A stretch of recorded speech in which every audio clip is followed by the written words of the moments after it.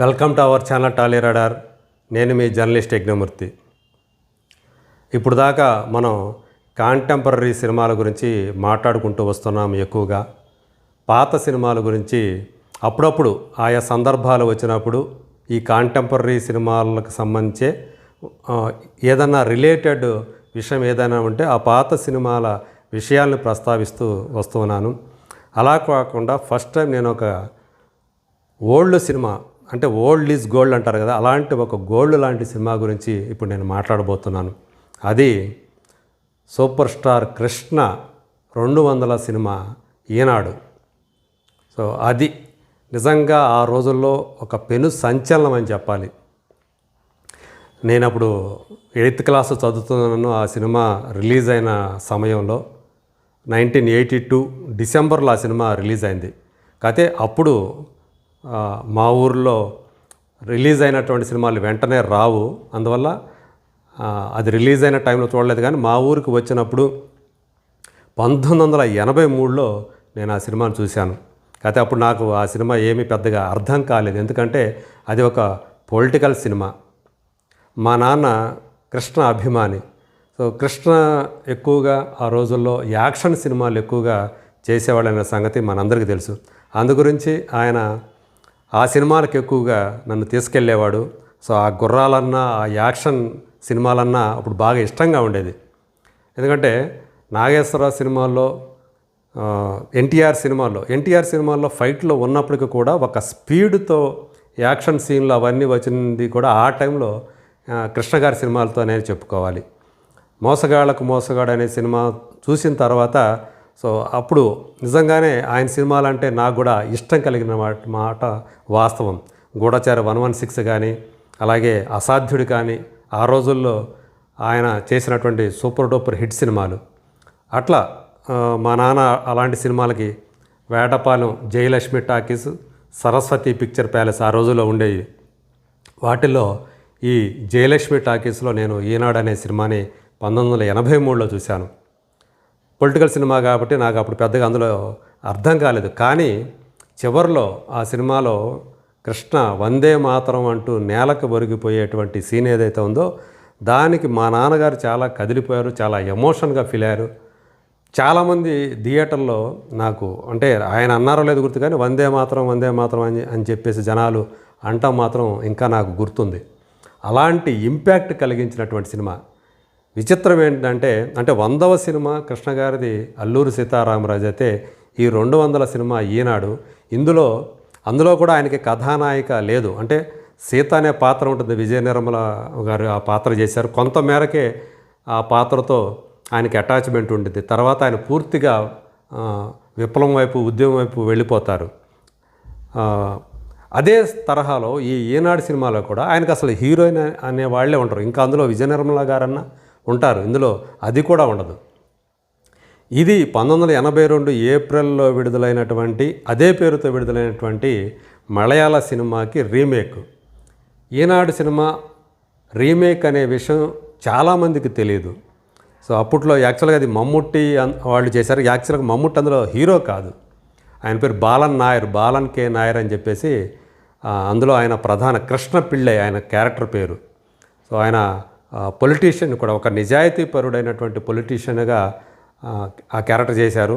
అంటే నడి వయసు, వృద్ధాప్యం దశలో ఉన్నటువంటి క్యారెక్టర్ అయింది.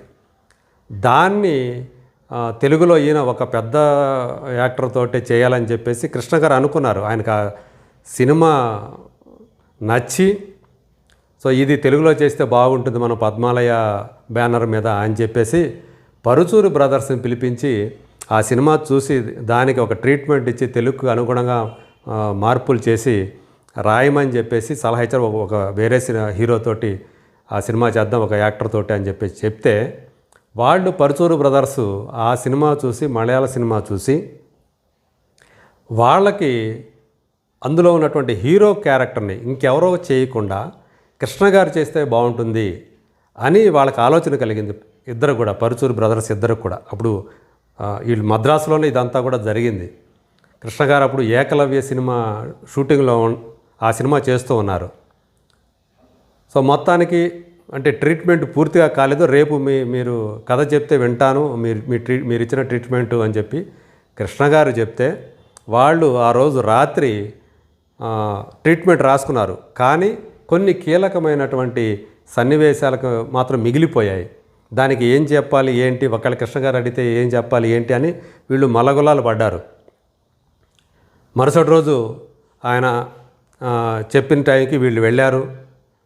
వాళ్ళు కాకపోతే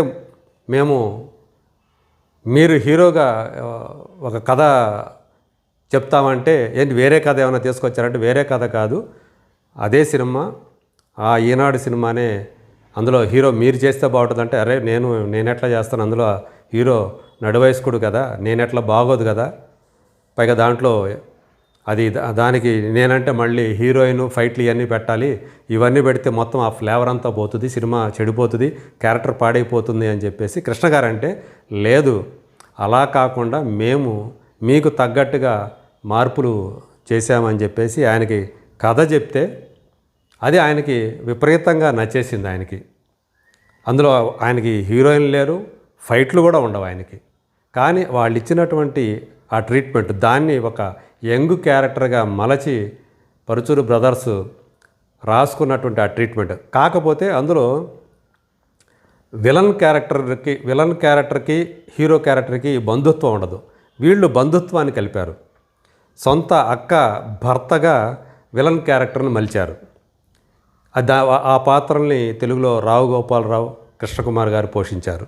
అది కృష్ణ గారికి బాగా నచ్చి అయితే మనం ఈ సినిమా చేస్తున్నామని చెప్పేసి తమ్ముళ్ళని పిలిచి హనుమంతరావుని అలాగే ఆశేష్కరావు గారిని వీళ్ళిద్దరిని పిలిచి ఇది నేనే చేస్తున్నాను, దీన్ని ఏర్పాటు చేయండి, నా కాస్ట్యూళ్ళు దీనికోసం సర్దుబాట్లు చేయండి, ఇది నా 200వ సినిమా అని అప్పటికప్పుడు ఆయన ప్రకటించడం, అలా ఆ సినిమా రూపొందటం, థియేటర్లన్నీ కూడా అంటే ప్రధానంగా ఇది కృష్ణ గారి క్యారెక్టరైజేషన్ అలాగే డైలాగ్స్ వీటి మీద ఆధారపడి రూపొందించినటువంటి సినిమా. పి సాంబశివరావు గారు దీనికి దర్శకుడు. అయినప్పటికీ కూడా ఈ ట్రీట్మెంట్ ఇదంతా కూడా ఈ సంభాషణలు ఇవన్నీ కూడా పరుచూరు బ్రదర్స్కే ఎక్కువగా క్రెడిట్ ఇవ్వాలి. ఎందుకంటే వాళ్ళు ఆ ఒరిజినల్ని మొత్తాన్ని తెలుగుకు తగ్గట్లు వాళ్ళు చేసినటువంటి ఆ మార్పులు చేర్పులు, క్యారెక్టర్ మొత్తాన్ని మార్చేశారు, ఏజ్ మొత్తాన్ని మార్చేశారు, విలన్తో బంధుత్వం కలిపారు. సో ఏదేమైనప్పటికీ కూడా ఇన్ని మార్పులు చేస్తే అది ఆ రోజులో ఒక ప్రభంజనం సృష్టించింది. ఈ సినిమా క్లైమాక్స్ విజయవాడ దగ్గరలో తీశారు. అప్పుడు చాలామంది వేలాది మంది జనం మధ్య ఆ సన్నివేశాలు, అంతమంది జనాల్ని కంట్రోల్ చేయటం అనేది ఎవరికైనా కష్టం. డైరెక్టర్ అయితే సాంబశివరావు గారికి అయితే ఆయనకు వల్ల కావట్లా.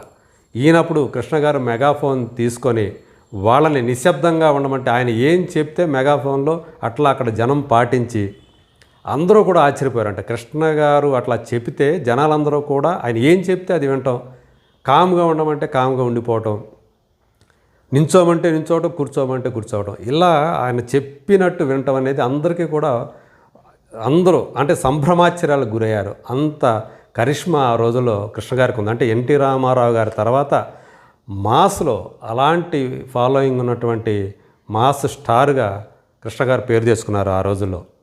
సో అట్లా తీసినటువంటి ఆ సినిమా నిజంగా బ్రహ్మాండంగా ఆడింది. కృష్ణ గారికి హీరోయిన్ లేదంట, కృష్ణ గారికి ఫైట్లు లేవంట, రెగ్యులర్ హీరోలాగా లేదు అని అందరూ విచిత్రంగా చెప్పుకున్నారు. కానీ జనం తండోపతండాలుగా వెళ్ళి ఆ సినిమా చూశారు. క్లైమాక్స్లో నిజంగానే ఆ వందే మాత్రం అంటూ ఆయన చెప్పే సీన్ సేమ్ అల్లూరి సీతారామరాజుని ఈ సీన్ గుర్తుకు తెచ్చింది క్లైమాక్స్ సీన్ అని చెప్పేసి అందరూ కూడా అనుకోవటం, ఇవన్నీ కూడా దీనివల్లే ఆ సినిమా కృష్ణ గారి చరిత్రలో 100వ సినిమాగా అల్లూరి సీతారామరాజు సినిమాకి ఎంతటి పేరు ప్రఖ్యాతులు తీసుకొచ్చిందో ఆ సినిమా 200ల సినిమాగా ఈనాడు కూడా అంతటి ఘనమైనటువంటి పేరు ప్రఖ్యాతులు తీసుకొచ్చి పెట్టింది. నేను మొదటిసారి నాకు అర్థం కాలేదు, కానీ రెండోసారి మళ్ళీ నేను దాన్ని నా 15 ఏళ్ల వయసులో మళ్ళీ 16 సంవత్సరాల వయసులో మళ్ళీ నేను ఒంగోలులో ఈ సినిమాను చూశాను, అక్కడ చదువుకునే టైంలో. అప్పుడు నాకు ఈ సినిమా బాగా అర్థమైంది అని చెప్పాలి. కృష్ణ గారు చెప్తున్నటువంటి ఆ డైలాగులకి నిజంగానే ఆయన కాబట్టి అలాంటి డైలాగులు అట్లా చెప్పగలిగారు. ఆయన కంఠం ఎలా ఉంటుందో తెలుసు కదా, డైలాగులు చెప్పడంలో కృష్ణ గారిది ఒక ప్రత్యేకమైనటువంటి శైలి, పైగా ఆయనది కంచు కంఠం కూడా. సో అందువల్లే ఆ డైలాగుల వల్లే ఆయన క్యారెక్టరైజేషన్ వల్లే ఆ సినిమా ఆ రోజుల్లో ఒక చరిత్ర, ఒక సంచలనం సృష్టించి సూపర్ డూపర్ హిట్ అయ్యి ఈనాడు అనేది ఎప్పటికీ కూడా తెలుగు సినిమా చరిత్రలో ఈవెన్ అది రీమేక్ అయినప్పటికీ కూడా ఒక తనకంటూ ఒక సువర్ణాధ్యాయాన్ని లిఖించుకుందని చెప్పాలి. ఇలాంటి ఎన్నో సాహసాలు కృష్ణ గారు చేశారు. ఆ సాహసాల్లో ఈనాడు కూడా ఒకటి.